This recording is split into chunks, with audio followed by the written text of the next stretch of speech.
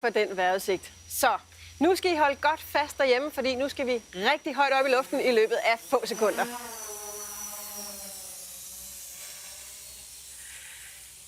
Ja, vi skal flyve med droner. Vi har Danmarksmesteren i droner herinde.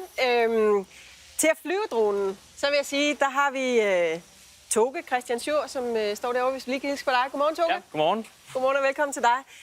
Du flyver dronen i dag, fordi vi skal nemlig snakke med dig, Dane Grace. Du er lige blevet Danmarksmester i droneræs. Mega sejt. Tillykke med det. Hvorfor er du den allerbedste i Danmark til at flyve med drone? Jeg tror, det er en blanding af præcision og fart. Og så skal man helst ikke være for nervøs. Og så er det selvfølgelig, om man er godt, har en god maskine, der kan flyve ordentligt og er lavet til den præcise bane, man flyver. Så det der med nerverne, det har du styr på, når du stiller op til race?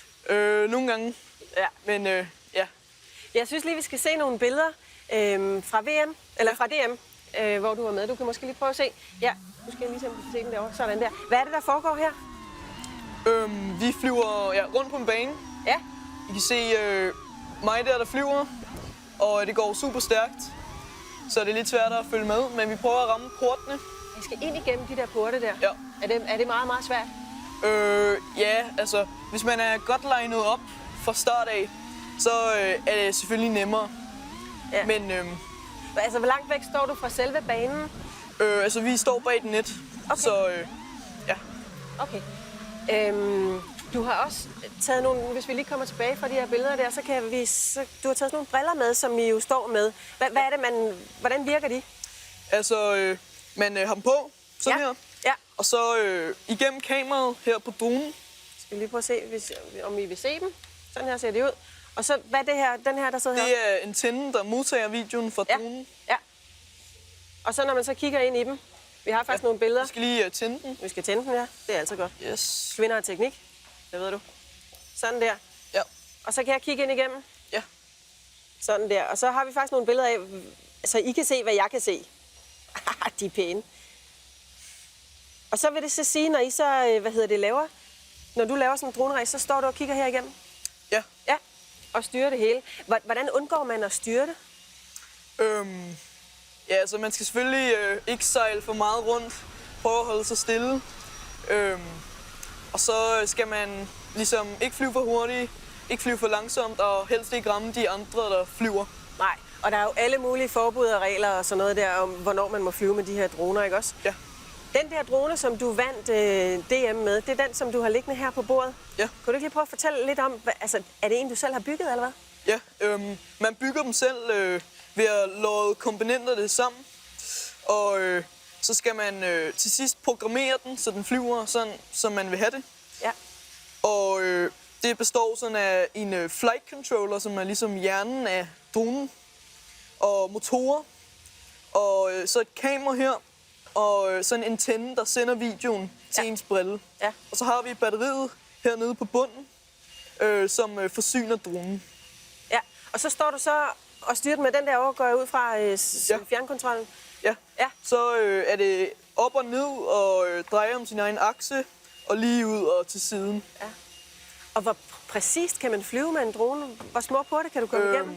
Altså, det er meget, meget, meget præcist. Altså, jeg har prøvet at komme igennem et hul på den her størrelse, hvor den så lige kan komme igennem.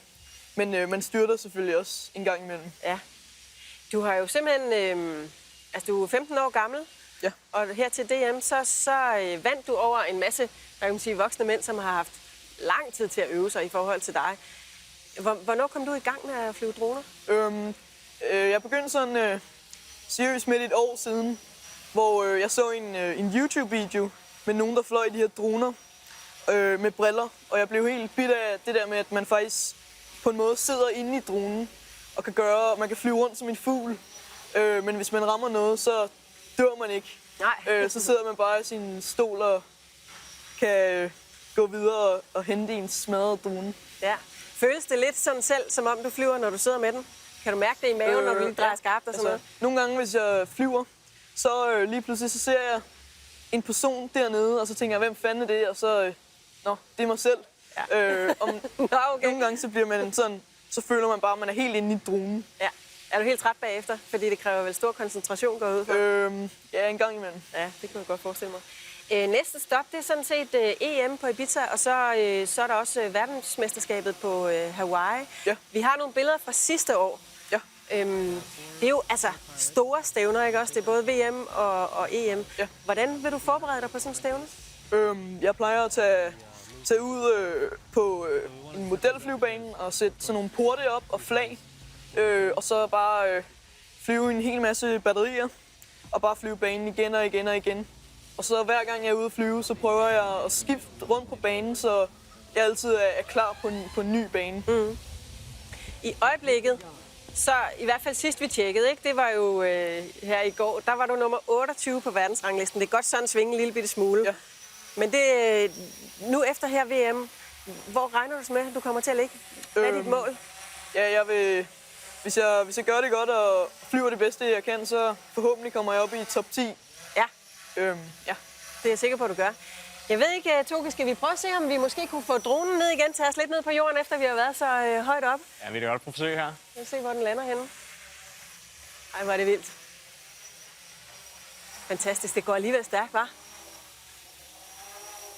Så er vi nærmest ved at være nede ved jorden. Tak for flyveturen. Det var så lidt. Og også mange gange held og lykke til dig, Dan. Jeg håber virkelig, du kommer langt, når du skal stille op til VM. Tak for dit besøg. Tak. Ja, alt muligt pøj med det. Det så rigtig sejt ud, det der. Nu skal vi lige vende tilbage til den debat, der jo altså har